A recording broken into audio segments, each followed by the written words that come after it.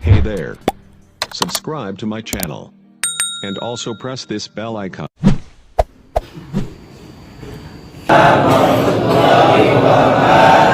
ليلة سعيدة. سعيدة مباركة. كيف حالكم؟ الحمد لله نحن بخير وكيف حالك يا أستاذ؟ أنا بخير الحمد لله والصلاة والسلام على رسول الله وعلى آله وصحبه وعلى أشهد أن لا إله إلا الله وحده لا شريك له وأشهد أن محمدا عبده ورسوله أما بعد. طيب أبناء الطلبة حضرتم جميعا في من لا يحضر ada yang tidak hadir malam ini? Di absen tadi? Sudah di absen? Lama Ustaz. Ada nggak yang tidak hadir? Coba dilihat dulu satu kamar masing-masing. Setiap kamar anggota kamarnya ada nggak yang tidak hadir? Sakhsan wahid min a'dai Ustaz. Ikut apa Ustaz? Salawat. Grup salawat Ustaz. Salawat Ustaz, grup salawat. Salawat. Ya, pertama. Minallah ala sabi. Salah Ustaz. Lain. Arido yakni yang apa itu Ustaz? Yang begini. Baru dua lagi Ustaz, salawat Ustaz. Salawat. Baik, kalau muslim ala Muawiyah selesai dengan salawat itu. Ala Hakim Selasa di mana?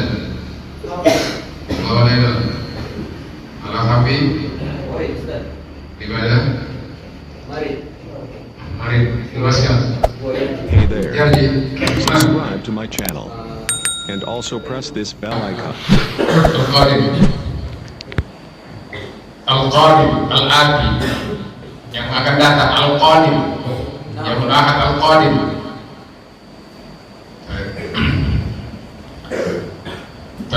Di hadil laylah, pada malam ini kita akan membacakan peraturan tentang ma'had dan juga beberapa sanksi ya. Peraturan ini bukan untuk dipikirkan. Ini banyak ini. Kalau dibaca disiplin itu seharusnya tidak dipikirkan tetapi dilaksanakan, dijalankan. Kalau kita pikir-pikir nanti nggak akan, pasti akan pusing. Nggak boleh ini, nggak boleh ini, nggak boleh ini. Tetapi kalau kita jalankan, insya Allah tidak akan ada masalah. Yang membuat kita tenang, betah atau tidak hanya itu sendiri. Dan ini adalah kalian tinggal di ma'had ini untuk membentuk saksiah kepribadian kalian, disiplin kalian, ibadah kalian, akhlak kalian semuanya. Ya. Kalau tidak ada disiplin, tidak ada undang-undang, negara itu akan hancur. Kalau dalam agama ada syariat. Syariat itu yang diturunkan Allah melalui Al-Quran dan Sunnah, dan juga ada pendapat ulama dan segala macam yang mu'tabar. Kemudian ada namanya undang-undang. Kalau undang-undang itu yang dibuat oleh manusia, ada yang mengatakan malam yang yahkum bima anzalallahu wa ulaika humul fasiqun. Iya, memang kita tetap menghukumi dengan syariat, tetapi juga undang-undang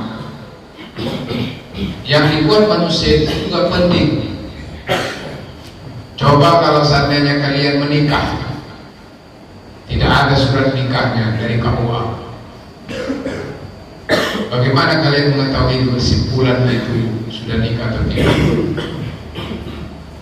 Pergi dia di suatu tempat, menginap di hotel, tapi kita tidak tahu dia nikah atau tidak, maka dibuatkan namanya surat nikah. Itu buatan manusia untuk maslahat, kemaslahatan. Begitu juga di mana lembaga pendidikan, kalau tidak ada peraturan itu tidak akan jalan semua program yang ada, tidak akan berjalan dengan baik. Maka dibuat namanya rule, undang-undang, disiplin, peraturan. Itu sejatinya adalah untuk kebaikan kita, untuk kemaslahatan kita. Tidak ada orang yang sukses tanpa disiplin. Negara yang memiliki peradaban yang tinggi adalah negara yang memiliki disiplin dan kesadaran yang tinggi akan undang-undang.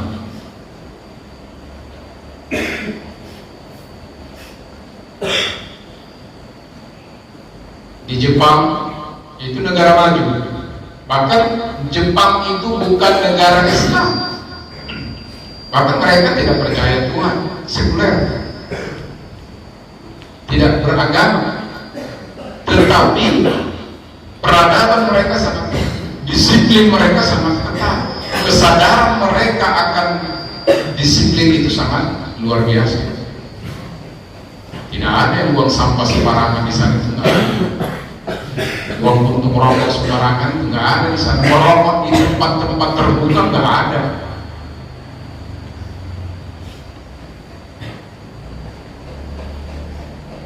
Kalau mereka antri, ya, kalau mereka di tren atau namanya kereta api cepat itu rapi, tidak berisik, tidak ribut. Bahkan mereka membawa buku, baca buku. Itulah peradaban yang tinggi, yang maju.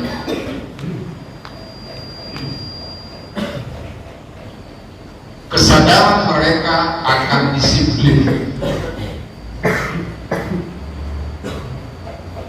Ya. Maka di Jepang itu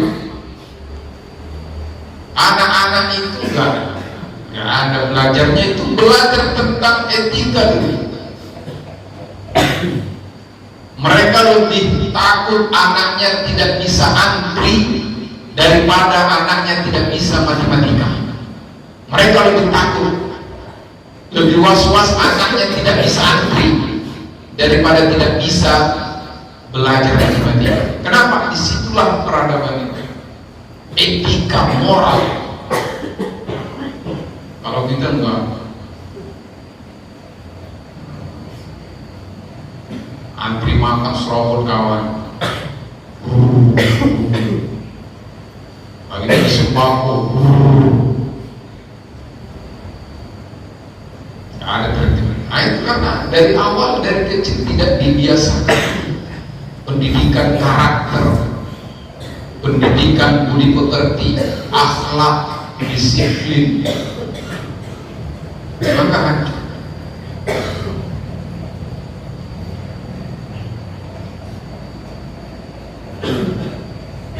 Maka itulah pentingnya disiplin, agar peradaban manusia itu lebih maju. Kalau tidak ada disiplin, hancur. Sama dengan di hutan. Di hutan itu nggak ada disiplin. Harimau, apa namanya, siapa yang kuat dia yang berkuasa. Siapa yang lemah udah tertindas. Ya. Maka ini kita akan bacakan ini, dan tidak perlu untuk dipikirkan, tetapi dijalani, dilaksanakan. Insya Allah akan membawa maslahah untuk kalian, ya, akan menjadikan itu adalah kunci keberhasilan kalian. Kalau dari sekarang kalian membiasakan diri disiplin, insya Allah itu adalah calon-calon orang yang sukses. Pengusaha-pengusaha yang sukses, yang hebat, bisnismen itu semuanya disiplin. Kalau nggak disiplin, hancur perusahaannya. Ya, baik. Ini banyak sekali saya kira peraturan ini. Oke, Ustaz baca ya. Tolong didengarkan. Kalau tidak paham nanti bisa tanyakan. Pertama, peraturan sholat. Seluruh mahasantri mahasantria diwajibkan sholat berjamaah pada waktu sholat subuh, maghrib dan isya di hari Senin dan Sabtu. Isya di hari Senin sampai dengan Sabtu. Hari Ahad diwajibkan sholat berjamaah 5 waktu. Ada 2 waktu sholat itu.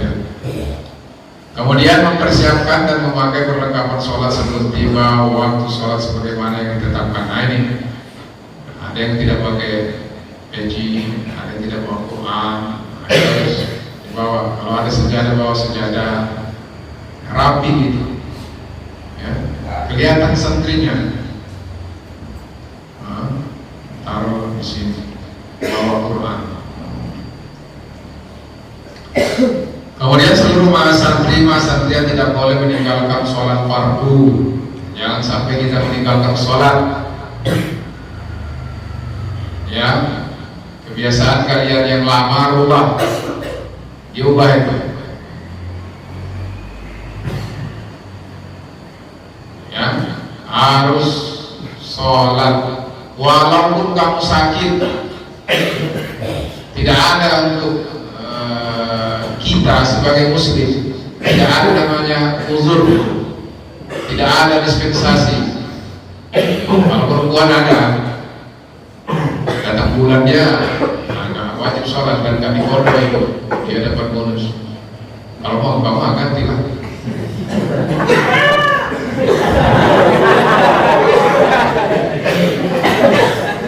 Kalau mau kau dapat bonus kayak mereka, nah, pergi ke Thailand sana, operasi ya. Transgender. Maka jangan sampai meninggalkan sholat dalam keadaan apapun, musafir kah, sakit kah. Kalau kita musafir ada namanya rukhsah, ada namanya taksis, keringanan atau dipendekkan. Kosor, dikosor, ada di jamak kosor yang 4 rakaat bisa jadi 2 rakaat. Dikumpulkan 1-2 salat itu dikumpulkan dalam 1 waktu. Jadi tidak ada alasan untuk kita meninggalkan sholat. Kalau kamu di kereta api, ya sholat seperti mana biasa. Duduk ini, kemana kereta itu lagi kiblatnya. Kereta api itu. Jadi tidak ada alasan untuk kita meninggalkan sholat dalam keadaan apapun. Ya, maka jangan sampai meninggalkan sholat. Kemudian seluruh mahasantri melaksanakan sholat di tempat yang ditetapkan. Ya, seperti yang sudah biasa ini melalui ini ya, seperti itu. Sabtu Ahad, Zuhur, Asar semuanya ke masjid. Kemudian seluruh mahasantri tidak boleh terlambat dalam pelaksanaan sholat berjamaah. Nah, ini masih ada yang terlambat santai. Ya. Maka kalau sudah maghrib, subuh, nah, subuh itu cepat bangunnya. Jam 4 sudah bangun, mandi sebelum subuh, sholat tahajud, baru ke masjid. Tidak ada yang terlambat. Nah, ini pelanggaran ringan tentang sholat ini. Terlambat sholat berjamaah, tidak mempersiapkan dan tidak memakai peralatan sholat, sholat tidak pada tempat yang ditetapkan. Itu peringatan. pelanggaran ringan, pelanggaran sedang tidak melaksanakan sholat wajib 1 sampai 3 kali, mengganggu teman atau bermain ketika sholat. Ini sebenarnya pelanggaran berat. Sholat ini dimain-mainkan, nggak bisa ya. Permainkan agamanya. Kemudian 3, pelanggaran berat tidak melaksanakan sholat wajib lebih dari 3 kali. Kalau nggak sholat wajib, pelanggaran berat itu. Kalau udah berat nanti bisa kena SP 1, surat peringatan 1. Kemudian peraturan makan, mas santri wajib memiliki peralatan makan, piring, cangkir dan lain-lain. Nggak boleh minjam. Ya, miliki piring sendiri. Makanya kau kasih tanda piring itu.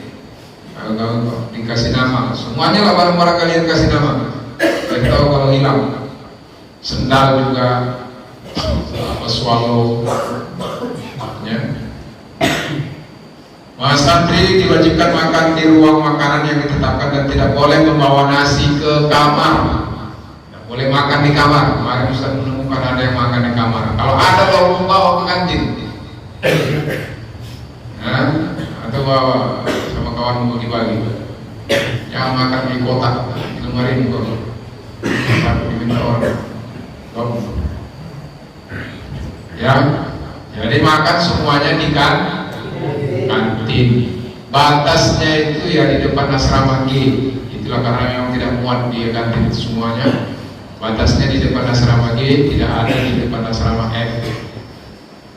Dan tolong tidak ada yang buang sampah, nasi dan segala macam.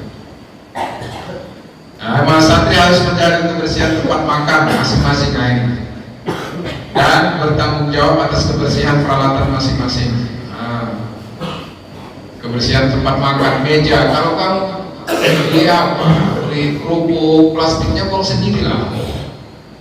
Jangan buang nasi di meja itu, sisa-sisa makanan kau taruh piring, buang tong sampah. Jadi tidak menyisakan atau tidak meninggalkan bekas nasi atau apa di meja. Walaupun ada di situ bagian dapur. Inilah salah satu etika akhlak itu. Nah, jangan berpikiran adanya nantinya punya itu. Tidak seperti itu. Tetapi coba kita tarik pada diri kita sendiri. Bagaimana kalau saya yang menjadi kerja di situ, orang mengotori meja itu, bagaimana perasaannya? Jadi kita sebelum kita melakukan yang tidak baik itu kita tarik kepada diri kita. Ya, jadi tidak meninggalkan makanan ataupun sisa makanan, nasi apa segala macam. Kalau ada nasi yang sisa, buang ke tempat. Situ ada itu ember yang khusus untuk nasi. Ya, plastik apa sisa kerupuknya atau apa dibuang ke tong sampah. Selanjutnya membuang sisa makanan pada tempatnya. Ini kita mengambil nasi sesuai jadwal yang ditetapkan. Nah, makan siang itu jam berapa? 11 sudah bisa makan siang karena kalian masuk bahasa, program bahasa jam 12.45 atau paling lambat jam 1. Jadi sebelum zuhur itu sudah makan. Tidak ada makan setelah zuhur. Setelah itu batas yang telah ditentukan waktunya. Ya, ini untuk keseragaman. Mengambil nasi sesuai jadwal yang ditetapkan. Jadi ambil nasi sesuai jadwal yang ditetapkan. Mengambil nasi atau air minum secukupnya. Kayak kemarin buang tertumpah-tumpah air itu. Itulah karena peradaban kita ini yang rebutan suka. Aku enggak apa antri, kenapa? Toh akan dapat juga gilirannya kan gitu. Kenapa harus seharusnya cepat akhirnya lambat? Ya kan? Jadi mengambil air minum itu secukupnya, jangan membazirkan air. Buat cuci tangan air masa itu, buat minum, cuci tangan kan ada tempatnya.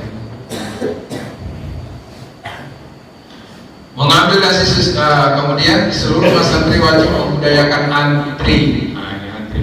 Insyaallah aman, ada salah. Ya, antri. Kita budayakan antri. Nah, itu menguji kesabaran. Ya. Kemudian Bapak selesai makan, santri tidak duduk berlama-lama di ruang makanan. Nah, atau duduk bersantai sambil merokok. Ini masalah rokok tidak diperbolehkan lagi santri merokok, kecuali ada SIM surat izin merokok dari orang tua. Ustaz yakin yang merokok ini nggak tahu kalau kalian itu merokok. Coba yang merokok angkat tangan. Jujur aja. Tahu nggak orang tua merokok? Nah, dilarang kan? Itulah. Nah, nggak mulai sekarang nggak boleh lagi. Kau tahu orang tua merokok? Ya? Sama. Nah, berarti semuanya rata-rata kalian tidak dibolehkan orang tua.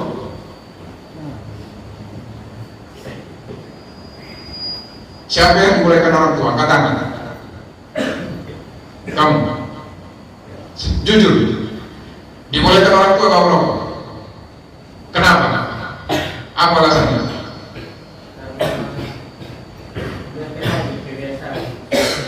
Hah? Udah terlanjur kebiasaan. Sejak kapan kau merokok? SMP. Bisa kau berhenti merokok? Mau berhenti merokok? Siapa lagi yang diizinkan orang tua? Berarti cuma satu orang. Berarti yang lain kan tidak dibolehkan orang tua. Lagian kita belum bisa mencari uang kalau sudah merokok. Saya aja udah bisa cari uang nggak merokok saya. Dari kecil saya nggak merokok. Karena kita lihat dari segi manfaatnya tidak ada apa gunanya. Mungkin ada yang merasakan kalau merokok tenang, nyaman. Itu sebenarnya perasaanmu aja gitu. Kalau dari segi apa kesehatan membahayakan paru-paru. Cobalah kita tes paru-paru saya dengan paru-paru kalian yang merokok itu. Jauh beda. Paru-paru yang merokok itu sudah hitam. Tapi kalau saya masih merah. Itulah. Maka berhentilah kalau kamu merokok, berhentilah. Dan yang tidak merokok nggak usah coba-coba merokok. Nggak ada gunanya. Ya, maka dari sekarang